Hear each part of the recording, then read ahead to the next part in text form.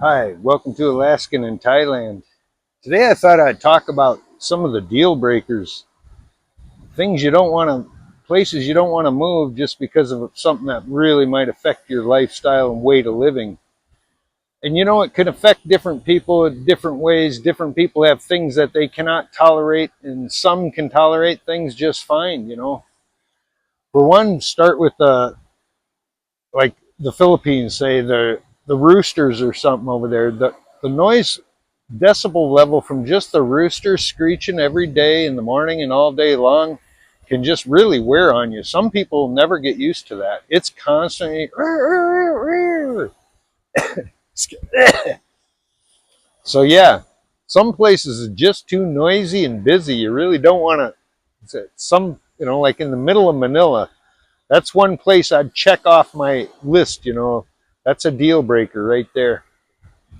Even though you're in the middle of Manila, you're going to have roosters, believe it or not, around you, probably cackling all the time, unless you're in a high rise or something. And then there's the poverty. That's one I can't really like to live around. I tried in the Philippines. I was around it quite a bit.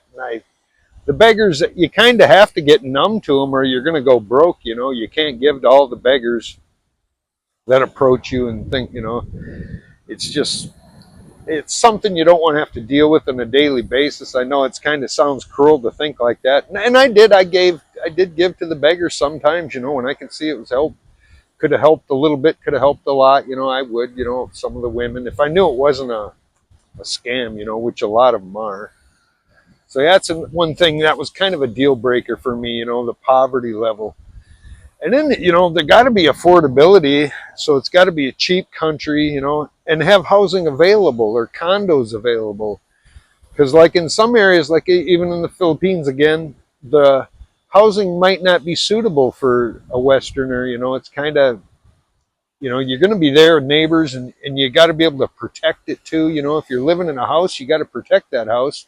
If you're leaving, there's a good chance things could get broken into. If you're an expat living somewhere and the locals are poor, you're in a poor neighborhood because the living's cheap. Your neighbors are going to be poor, and if it's in an area where there's crime or something, and that's another thing, is the crime. You're going to be able to tolerate safety. Is it safe for you there?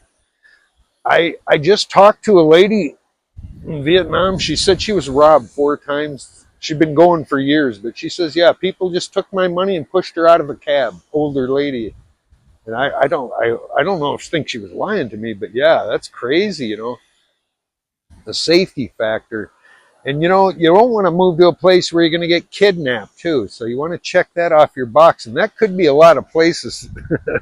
That could be some place, not a lot, but some places in Asia. You can get kidnapped. And then you got to have stability in the government too. A lot of the governments, like right now, Cambodia and stuff it's kind of, I don't know if I'd live there. It's getting sanctioned for being scam capital and all that, and it's being kind of taken over by Chinese mafia. It seems like a lot of the area. I don't know. I know a lot of you guys live over there just fine, and maybe the same with Vietnam too.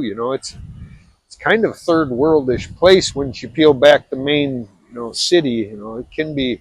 Although I have no business commenting because I haven't been there, but I'm seeing some reports to where it's kind of a busy, noisy, dirty place, and some of them boxes you wouldn't want to be able, or I wouldn't check. It would be a place where I wouldn't want to, couldn't check that box off my list. I'd have to not live there. I ain't saying I'm going to do visit it.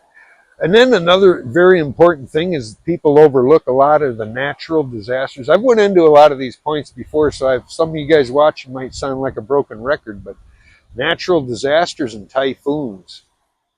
Right now, just recently, Da Nang in northern Thailand, the Philippines all got hit with a typhoon. It hits the Philippines first, and then it goes into Vietnam, and then it weakens into just heavy rains in northern Thailand. But it's all kind of floods everything, and people die from the flooded rivers that flood up, and it even Cebu flooded just yesterday or so, and now they got another typhoon heading for them, a big one too. I guess a Cat 5 or something heading for them. It's going to do the same thing. We're even it's going to hit the Philippines maybe again, and supposed to go into Vietnam again, Da Nang area, and then stall out over northern Vietnam, Chiang Mai area. They'll all be flooded again. Just like when I moved here last year, you know, it was the same story. The storms are coming through the Philippines, hitting Vietnam, and going into Chiang Mai area, northern Vietnam or northern Thailand. So you really, really got to be careful where you pick you're going to be living. Even Pattaya right now is they've had flooding problems, bad flooding problems. They're saying, but you want to know something? Here, not so much. Sorry to say, you know, and I don't want to make fun of those people that are in those kind of areas, and it is serious business, and I'm not making fun. I'm just joking to say that I'm okay right here. Our streets flooded a little bit a couple of times, but it drains away and no problems. The only reason it floods here is because a lot of the places in Thailand, there's the roads, everything's paved around here. It's really hard to find a park of grass or just even a lawn if it ain't just a hotel, front of the hotel or something. There's really no green space to walk on grass here. So everything has no way to absorb into the ground. So everything's runoff, and it runs it, and they run it into the ocean actually. So it kind of dirties things up. But yeah, but that floods the roads too. There's walls on the side of the road, and it's concrete with concrete walls. There's no choice but to flood it once those sewer system is overwhelmed with usually trash and stuff blocking the grates and stuff too. So that is one real serious thing you got to think about. Do the history. Watch the weather. This time of year, this is like the peak rainy season. This is going to be over. Dry season's coming real soon from what it did last year. By the end of November, it dried out and quit raining. But as it got into the end of the wet season, it really did get more rain. And the most rain I've seen since I've been here is in September and October. And now the beginning of it's of not so much September so much, but kind of October, late October, and now into November, we're getting some heavy rains.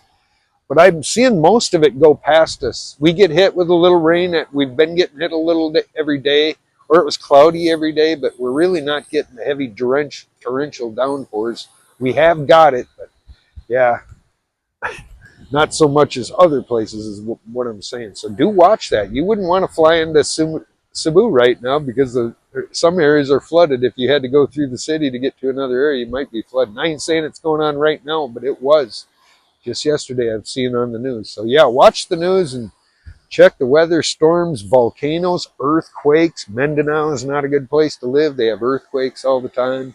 So yeah, when you pick a place to move to for your retirement, it's actually quite easy when you check all the boxes that are deal breakers. You're going to only end up in a few places, you know, and it's just going to have to check the boxes that you want, you know, and make sure you're not in a place where that is a deal breaker. You know, you don't want to live in a deal breaker place, especially putting down a year lease or something, or buying or building a house and then find out something happened certain time of year, that late in the year, you get soaked and washed away by rainstorms and the neighbor's house floats away. Yeah, you wouldn't want that, you know. So yeah, do your due diligence and check for deal breakers before you commit to anything. So far, I haven't found a deal breaker here yet. Things could change, you know. That's another thing. Keep in mind, wars could start. Sentiment towards foreigners could change. You just never know. So be on your toes and never forget to have a plan B. That's my story, and I'm sticking to it. Well, I'll give you a look around before I shut her on down.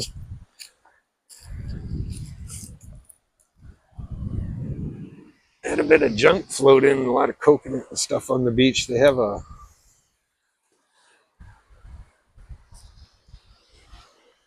some holiday where they're floating stuff in the water. Kind of, for some reason, all the coconuts ended up here too. I don't know why.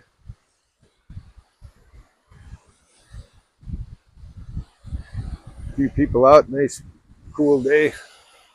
I like these cloudy days more than any other days. We'll come back to days where it'll be just sunny every day. Gets a little more monotonous.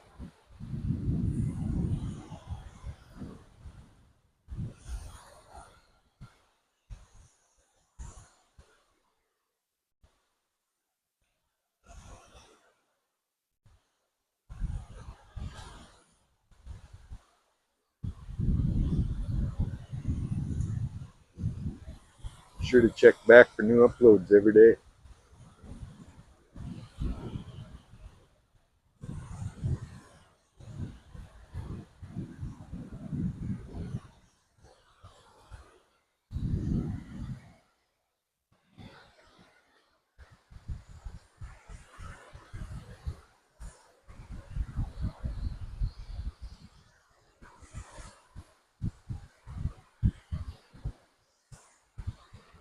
See you in the next one.